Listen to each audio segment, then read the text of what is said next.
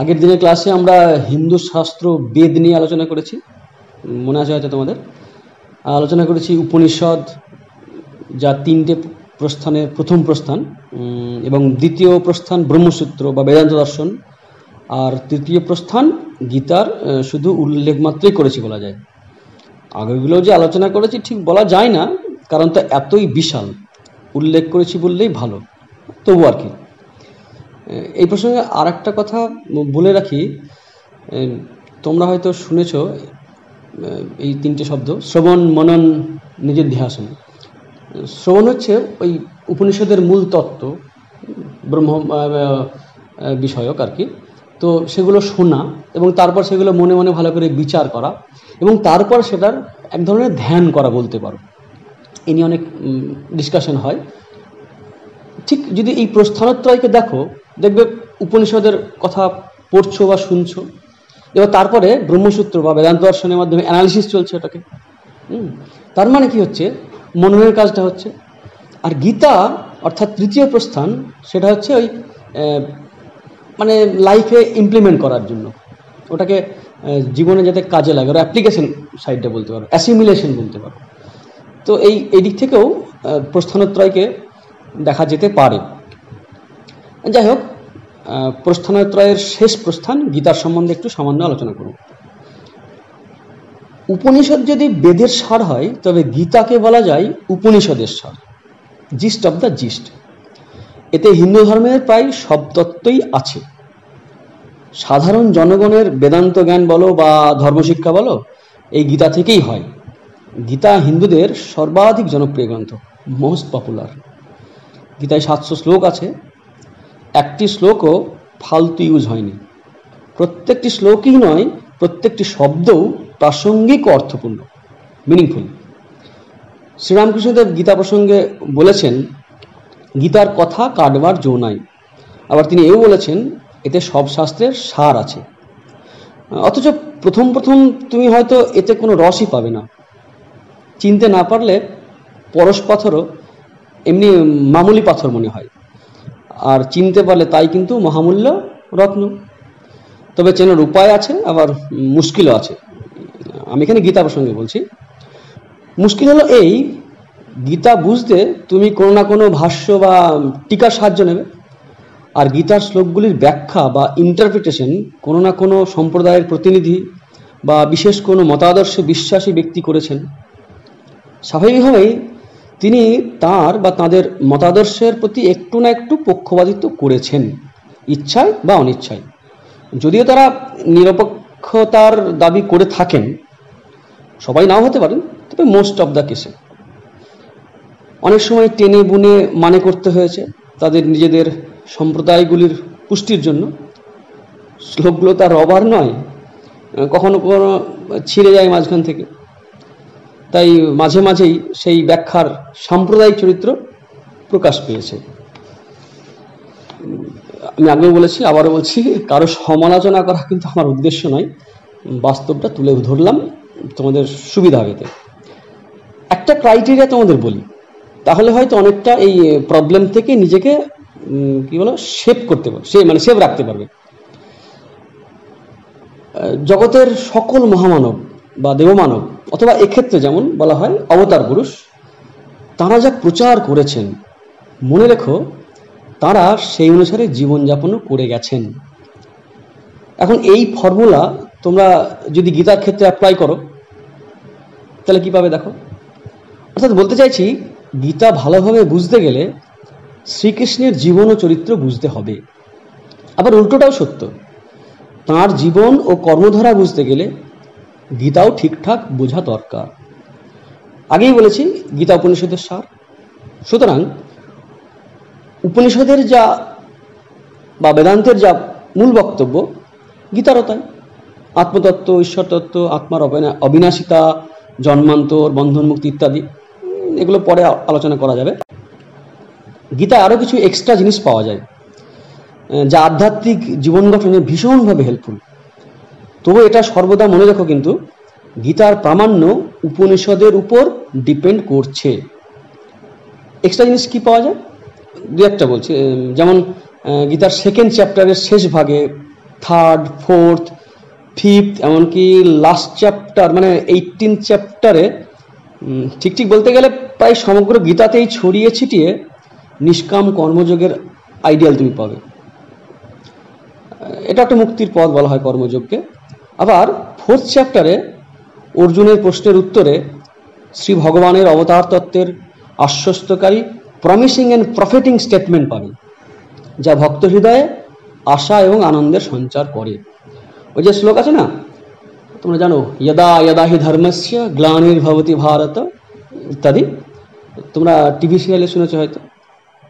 তারপর ভক্তিতত্ত্বের যে বীজ অতি সূক্ষ্ম আকারে ছান্দোগ্য প্রভৃতি উপনিষদে পাওয়া যায়, এখানেও মানে গীতায় তা ফুললি ম্যানিফেস্টেড, শাখা প্রশাখা ফুলে ফলে ভরে উঠেছে। আর সমন্বয়ের কনসেপ্ট তো আছেই, ইয়ে যথা মাং প্রবদ্যন্তে তাং তথৈব ভজাম্যহম, অর্থাৎ যে যেভাবেই ভগবানের উপাসনা করুন না কেন, সবভাবেই তিনি তাদের কৃপা করেন, অনুগ্রহ করেন। আর শ্রীকৃষ্ণের উদারতা এই 2020 সালেও তা ভাবার বিষয়। তিনি সকলের জন্য ভক্তি মুক্তির দ্বার খুলে দিলেন, শুধু স্ত্রী, বৈশ্য, শূদ্র নয়, সমাজ যাদের আজও ঘৃণা করে, আইন পাশ হলেও সেই নীচ জনি বা কুলজাত ভাই বোনেদের জন্য। এ ব্যাপারে যেন নীলকণ্ঠের চেয়েও সমাজের অনেক বেশি বিষ। বলতে গেলে সমগ্র জীবন জুড়ে কলঙ্কের বোঝা নিজের মাথায় নিয়েও হজম করেছেন এই লীলা পুরুষোত্তম অবলীলাক্রমে। গীতার মহিমা বলে শেষ করা সম্ভব নয়। আর আমার মতো অযোগ্য ব্যক্তি কতটাই বা প্রকাশ করতে পারবে বলো? এখন ইমোশনাল না হয়ে তোমরা প্রশ্ন করতে পারো, আচ্ছা আধ্যাত্মিক জীবন যাদের লক্ষ্য নয়, এমন সাধারণ ব্যক্তি অথবা নাস্তিক বা সংশয়বাদী যারা, তারা কি গীতা থেকে কিছু পেতে পারে? নিশ্চয়ই পারে। অনেক মেটেরিয়াল পাবেন। গীতার অনেক শ্লোকের মধ্যেই থেরাপিউটিক ভ্যালু বা এক্ষেত্রে বলতে পারো মানসিক মানে মেন্টাল লেভেলে ভেষজ গুণ আছে, মেন্টাল লেভেলের। এটা বাই প্রোডাক্ট বলা যায়, যদিও গীতার মুখ্য উদ্দেশ্য মোটেই এটা নয়। আমার এই কথার প্রতিবাদও কেউ কেউ করতে পারেন, তোমাদের কথা বলছি না, এটাকে আমার পার্সোনাল ভিউ হিসাবে নিতে পারো তোমরা। আজকাল অনেকেই মোটিভেশনাল স্পিচ দেন বা বই লেখেন। ছেলেরা বলাই হোস্টেলে সন্দীপ মাহেশ্বরীর 2-1টা অনলাইন লাইভ শো দেখেছি। ইউথদের জন্য ভালো কাজ করছেন তিনি। অনেকেই মোটিভেটেড হয় শুনতে পাই। এতে গেল দেশি। বিদেশিদের নাম করলে আমাদের একটু বেশি আনন্দ হয়। সেই ব্রিটিশ আমল থেকে একজনের নাম করছি, নরম্যান ভিনসেন্ট পিল। তোমরা হয়তো তার নাম জানো, নাও জানতে পারো। তার একটা ইন্টারন্যাশনাল বেস্ট সেলার বই আছে, the power of positive thinking. গুগলে যদি সার্চ করে দেখতে পাবে।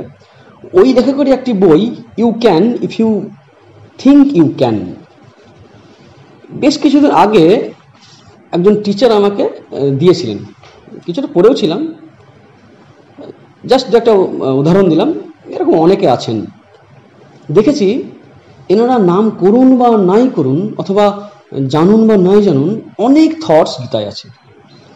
মিস্টার পিলের বইয়ের কথায় ধরো, যেটা একটু পড়েছি বললাম, অনেক লেখায় গীতার শ্লোক ধরে মিলিয়ে দেওয়া যায়। আমি বলতে চাইছি না যে ওনারা গীতা থেকে ওই কনসেপ্ট পেয়েছেন, আমার কথা ভুলভাবে নিও না। আমি যেটা বলতে চাইছি, গীতা এমনই একটা বই যা মডার্ন জেনারেশন বা ইউথের কাছে ঠিক ঠিক প্রেজেন্ট করলে আজও ইন্সপিরেশনের অফুরন্ত সোর্স হতে পারে। যার দ্বারা অর্জুনই নয়, ভারতের অনেক স্বাধীনতা সংগ্রামী, তা তিনি সশস্ত্র বিপ্লবী হন বা অহিংস আন্দোলনকারী হন, অনেকেই উপকৃত হয়েছেন। ওই যে বলছিলাম এক্সট্রা জিনিসও পাওয়া যায়। তা কেবল আধ্যাত্মিক জীবনের খোরাক নয়, মানসিক এবং সামাজিক জীবনেরও খোরাক যোগাতে পারে। কিন্তু তার কাছে এলে তো, তার মানে কার? গীতার।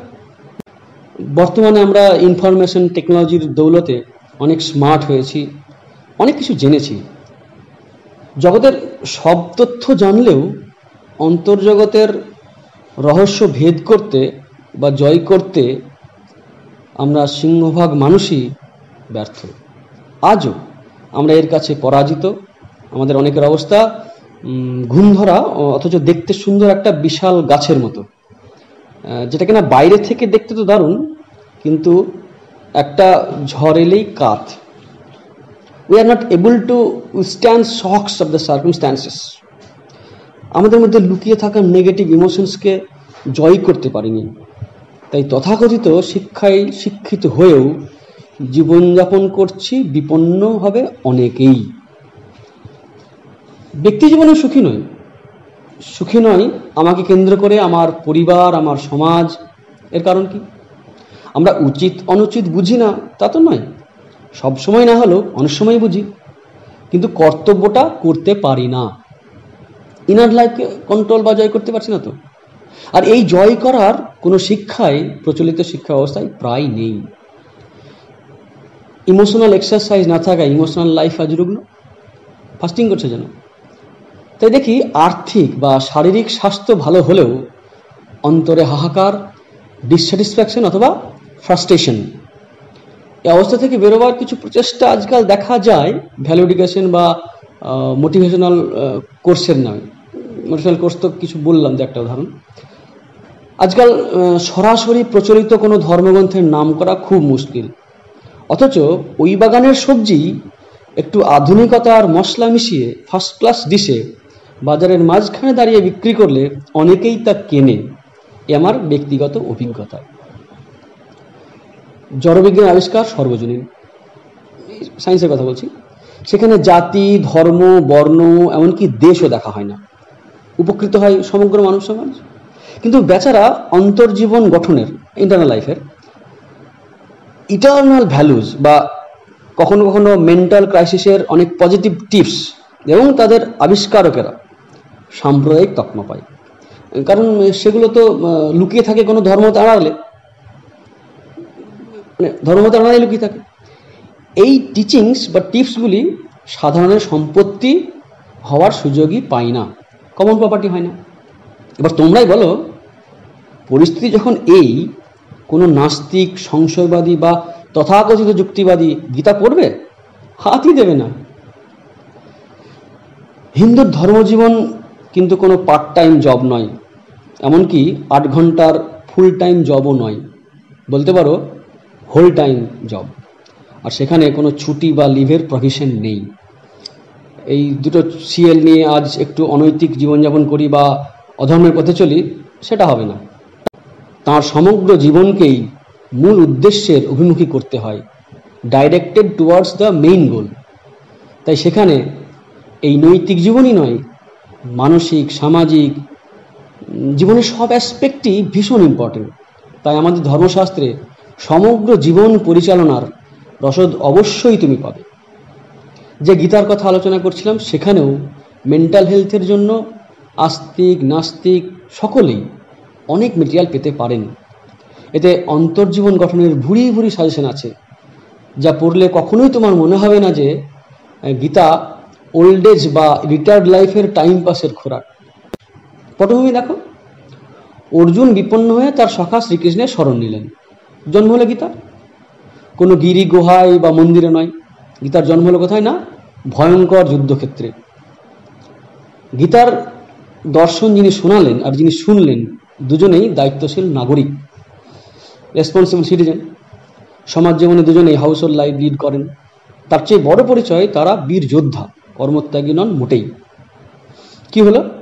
ক্রুশিয়াল মোমেন্টে অর্জুনের ধর্মসংকট দেখা দিল। এখানে ধর্ম মানে স্পিরিচুয়ালিটি নয়, মানে ডিউটি। খেয়াল দেখো, অর্থাৎ ডিউটি নিয়ে কনফিউশন তৈরি হলো। দুর্যোধনদের দিকে তাকিয়ে অর্জুন স্বজনদের দেখতে পেলেন। স্বজনটা কোট আনকোট, ব্যক্তি বা সমাজের শত্রুদের দেখতে পেলেন না। এই স্বজন প্রীতি বা আসক্তি থেকেই অর্জুন মোহগ্রস্ত হলেন। আনবায়াসড হয়ে ডিসিশন নিতে পারলেন না। তার দুর্বলতাকে ঢাকতে অহিংসা প্রভৃতি ঢাল বা এক্সকিউজ খাড়া করলেন।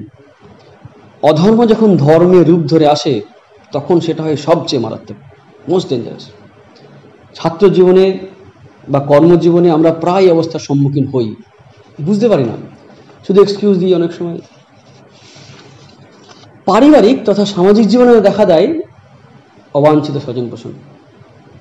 আমরা যার জন্য সামাজিক বা রাজনৈতিক আন্দোলন করি হয়তো নিজেই তার শিকার হয়ে পড়ি অজান্তে। এই ইমোশনাল সিচুয়েশনকে অনেক সময় ওভারকাম করতে পারি না। আবার অর্জুনের মতো বিপক্ষদের দেখে তোমাদের মতো করে বলি, এক্সাম হল বা ইন্টারভিউ বোর্ডে অথবা খেলার মাঠেই নার্ভাস হয়ে পড়ে অনেক সময়, শরীর কাঁপতে থাকে। অর্জুন যেমন বলছেন, বেপথুশ্চ শরীরে মে রোমহর্ষশ্চ জায়তে, ফার্স্ট চ্যাপ্টার আছে। মাইন্ড হয়ে পড়ে আনকন্ট্রোল, ভ্রমতীব চ মে মনঃ। যে কাজটা আন্ডারটেক করেছি তার সাফল্যের মানে সাকসেসের সামর্থ্য থাকা সত্ত্বেও অনেক সময় বিপরীত সিদ্ধান্ত করে বসি। শ্রীকৃষ্ণ অর্জুনকে এই অবস্থা থেকে উত্তরণের পথ দেখিয়েছেন, বা বলা ভালো সাজেশন দিয়েছেন, শিখিয়েছেন হাউ টু টেক ডিসিশন। আজকাল কিন্তু বাড়ির গিন্নি থেকে স্কুল কলেজের ছাত্রছাত্রী, কোম্পানির ম্যানেজার, ওয়ার্কার ইত্যাদি অনেকেই মেন্টাল টেনশন আর স্ট্রেসের শিকার। আমাদের মধ্যে কেউ কেউ এদের হাত থেকে বাঁচতে, বলা ভালো মরতে, বিভিন্ন নেশায় অ্যাডিক্টেড হয়ে পড়ছি। সুইসাইড অ্যাটেম্পটের ঘটনাও কম নয়। হ্যাপি হিউম্যান রিলেশনশিপ তৈরি করতেও আজ আমরা অনেক সময় ব্যর্থ হচ্ছি। এই মেন্টাল টেনশন ওভারকাম করতে বা স্ট্রেস ম্যানেজ করতে শ্রীকৃষ্ণ দিয়েছেন অপূর্ব কর্মকৌশল। সেটা রিলেশনের ক্ষেত্রে কাজে লাগবে। কি? যোগা কর্মসু কৌশলম। আমি কিন্তু এগুলোর ব্যাখ্যা বা আলোচনায় যেতে চাই না এখন, কারণ তাতে অনেক সময় লাগবে, ধারাবাহিকভাবে অনেকগুলো ক্লাস করতে হবে, আর ততদিনে বা তার অনেক আগে হয়তো লকডাউন উঠে যাবে। যাই হোক, আর প্রস্থানোত্তরে থার্ড প্রস্থান হিসাবে গীতার সংক্ষিপ্ত পরিচয় দিতে শুরু করেছিলাম। প্রসঙ্গক্রমে এসে পড়েছি এই জায়গায়। তোমাদের চোখ মুখ দেখে মনে হচ্ছে তোমরা ইন্টারেস্ট পাচ্ছ, তাই আরেকটু আলোচনা করে এই গীতার প্রসঙ্গ শেষ করবো ভাবছি। ঠিক আছে? সলিউশন প্রায় পাবে না, প্রবলেমগুলোই কিছু তুলে ধরবো যার সলিউশন গীতা থেকে পাওয়া যেতে পারে। গীতার আর একটা বিউটি কি জানো? জোর জবরদস্তির ব্যাপার নেই, নো জোর জবরদস্তি। একেবারে শেষে 18 চ্যাপ্টারে গিয়ে শ্রীকৃষ্ণ বলছেন, বিনিশ্চয়িতা দশেষণ যথেচ্ছসি তথা কুরু। ভালোভাবে সম্পূর্ণরূপে বিচার করে দেখতে বলছেন। তিনি যে পোস্টগুলো দিয়েছেন, বিনিশ্চ মানে বিশেষ রূপে বিচার, অশেষণ মানে সম্পূর্ণরূপে, এবং তারপর যা ইচ্ছা তাই করো, যথেচ্ছসি তথা কুরু। অর্জুন প্রশ্ন করছেন, অনিচ্ছা সত্ত্বেও কেন আমরা ভুল পথে যাই? অনিচ্ছন্নপি বার্ষ্ণেয় বলাদিব নিয়োজিত হয় ইত্যাদি। শ্রীকৃষ্ণ তার কারণ এবং সমাধানও বলেছেন। আর এখানে এটা আলোচনা করছি না। আপাত অর্থে এই নিয়ম মানার মাধ্যমেও যে ইচ্ছাশক্তি দৃঢ় হয় তারও ইঙ্গিত দিয়েছেন। কামকারথ অর্থাৎ খেয়াল খুশি মতো চললে যে সাকসেস মানে সিদ্ধিং বা হ্যাপিনেস, সুখম পাওয়া যায় না, সে কথাও বলেছেন। Quality of happiness, intelligence, will পাওয়ার বা ধৃতির কথা বলেছেন 3 গুণ অনুসারে, সত্য, রজ, তম। এগুলো জানা ভীষণই দরকার, তাতে আমাদের কে কী অবস্থায় আছি, মানসিক বা শারীরিক কোন লেভেলে, সেই অনুসারে কাজ করতে, লাইফ কন্ট্রোল করতে, ম্যানেজ করতে খুব সুবিধা হবে। এই সত্য, রজ, তম 3 গুণ গীতায় আছে। যাই হোক, সাত্ত্বিক ধৃতির অভাবে বা বলতে পারো এই স্ট্রং উইল পাওয়ারের অভাবে আমরা ভালো মন্দ বিচার করতে পারলেও ভালোটা করে উঠতে বা খারাপটা ছাড়তে পারি না। আছে কনসেন্ট্রেশনের প্রসঙ্গও। চোর থেকে সাধু সকলেরই যেটা কমন প্রবলেম। সাধু অর্থে বিগিনারদের কথা বলছি। ও অর্জুন বলছে, চঞ্চল মনকে কন্ট্রোল করা হাতের মুঠোয় বায়ু ধরার মতোই সুদুষ্করম। শ্রীকৃষ্ণ তা মেনে নিয়েও কন্ট্রোল করার উজ্জ্বল সম্ভাবনার কথা শুনিয়েছেন। শুধু তাই নয়, মেথডও বলেছেন। এই বিষয়টা গীতার রেফারেন্স তুলে খুবই সামান্য একটু আলোচনা করছি বা হিন্টস দিচ্ছি, না সবগুলো আলোচনা সম্ভব নয়। What is concentration? এর ডেফিনেশন কি হতে পারে? র্যাঞ্চোর মধ্যে উত্তর দেওয়া দরকার, তাই না? র্যাঞ্চো, হ্যাঁ হ্যাঁ ঠিক ঠিক ধরেছে, 3 ইডিয়টস। তাতে তোমাদের মতলব সমাজ মে আ যায়গা। প্র্যাকটিক্যালি কি হয়, আমাদের মন ভীষণ ফ্ল্যাকচুয়েট করে, হয় অতীত না হয় ভবিষ্যতে সে মগ্ন থাকে। কবি সুরেন্দ্রনাথ মজুমদার একটি কবিতায় আমাদের মনের একটি দারুণ ছবি এঁকেছেন। যত সুখ কল্পনায়, যত দুঃখ আশঙ্কায়, কার্যকালে না হয় তেমন, চিরদিন ভাবি ব্যগ্র মানবের মন। বুঝতে পারলে? আলোচনা দীর্ঘ না করে বলতে পারি এটাই হলো ল্যাক অফ কনসেন্ট্রেশনের মূল কারণ। তাহলে কনসেন্ট্রেশনের ডেফিনিশন কি হতে পারে? Keeping the mind at present is called concentration.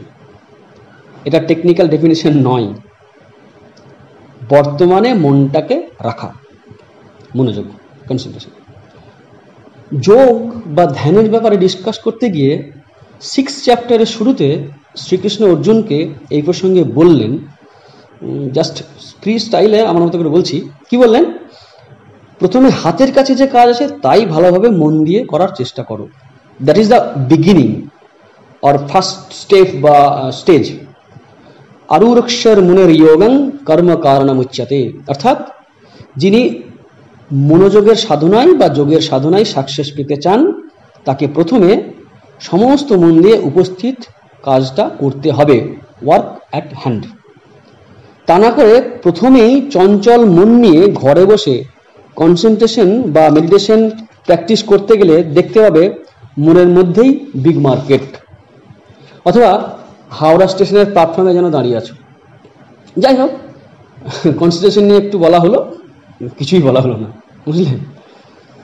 অর্জুনকে বিশ্বরূপ দেখানোর পরেও শ্রীকৃষ্ণ বলছেন একদম একাদশ অধ্যায়ে 11 চ্যাপ্টারে গিয়ে, যেখানে বিশ্বরূপ টিভিতে দেখেছো, তস্মাৎ তমুত্তিষ্ঠ যশো লবস্য জিত্বা শত্রুন ভুংস রাজ্যং সমৃদ্ধম। অর্থাৎ অর্জুনকে কাপুরুষের মতো গান্ডীব ছেড়ে বসে না থেকে যুদ্ধ জয়ের জন্য উঠতে বলছেন,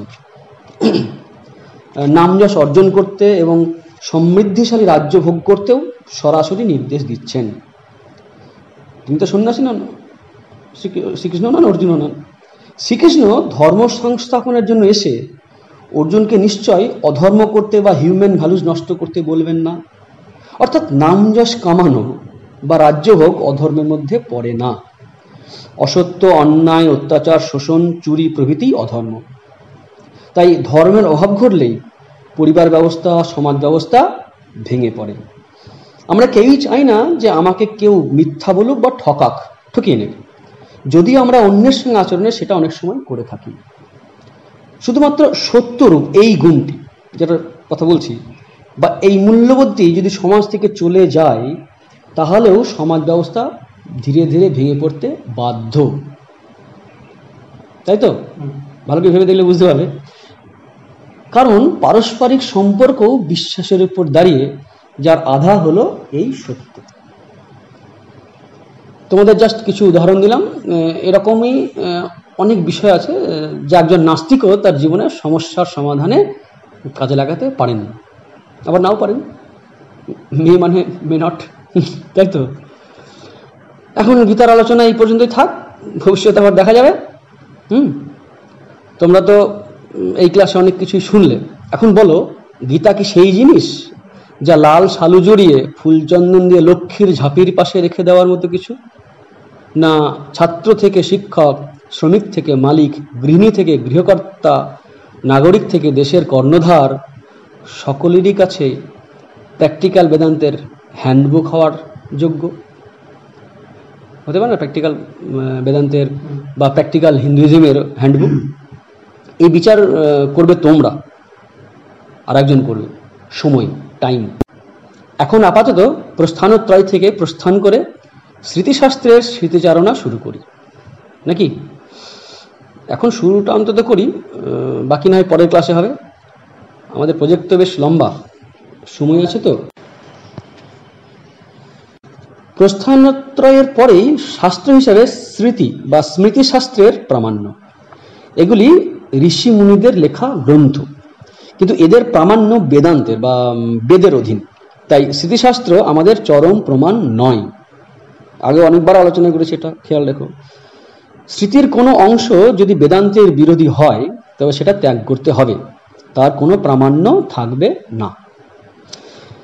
এই স্মৃতিশাস্ত্র যুগে যুগে আলাদা হয়, তাই এক যুগের স্মৃতি অন্য যুগে বা অন্য সময়ে চলে না। দেশকাল পাত্রের পরিবর্তন অনুসারে আচার ব্যবহার বা লাইফস্টাইল পরিবর্তিত হয়। আর স্মৃতিশাস্ত্র প্রধানত এই আচার ব্যবহারকে রেগুলেট করে বা রেস্ট্রিকশন হয়, কিন্তু বলতে পারো গাইড করে। তাই সমাজ পরিবর্তনের সঙ্গে স্মৃতিশাস্ত্রও পরিবর্তিত হয়। বেদান্তের মূল তত্ত্বগুলো কিন্তু কখনোই পরিবর্তিত হয় না। কেন হয় না? কারণ সেগুলো ইউনিভার্সাল বা ইটারনাল ট্রুথ। সুতরাং বুঝতে পারছো, সময় বিশেষে কোনো বিশেষ বিধি অ্যাপ্লিকেবল এবং ইফেক্টিভ হয়, অন্য সময়ে নয়। তাই দেখা যায় কোনো সময়ে কোনো খাদ্য বিশেষের বিধান আছে, অন্য সময়ে সেই খাদ্যই আবার নিষেধ করা হয়েছে। কারণ সেই খাদ্য সেই সময় বিশেষের উপযোগী ছিল, কিন্তু সিজন চেঞ্জ জন্য বা অন্যান্য কারণে সেই খাদ্য ব্যবহার পরবর্তী স্মৃতিকার নিষেধ করে গেছেন। তাহলে এখন আমাদের জানা দরকার কোনগুলো স্মৃতিশাস্ত্র আর পরিবর্তন করার অধিকার কাদের?